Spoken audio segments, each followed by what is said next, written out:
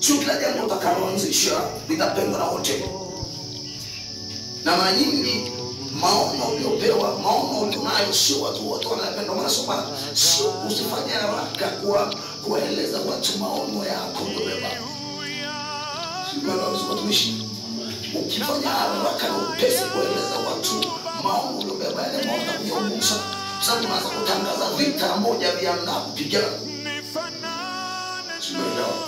Kwa maana unamueleza kumbe ndani yake ni mbwa mtu.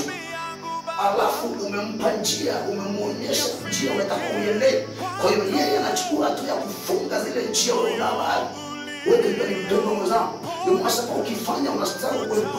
Ni shida. Mbona ilikuwa ni vizuri? Mbona mama alisema vizuri? Kwa nini tuna ugumu?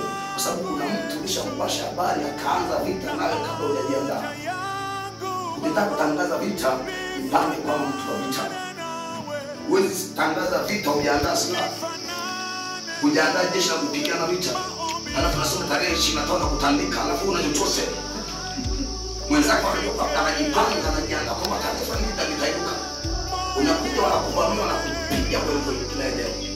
Bwana Yesu asifiwe. Amen. Amen. Kwa hiyo ziko kabla uharibifu hujatokea, ziko saa zinaandaliwa, ziko tarehe.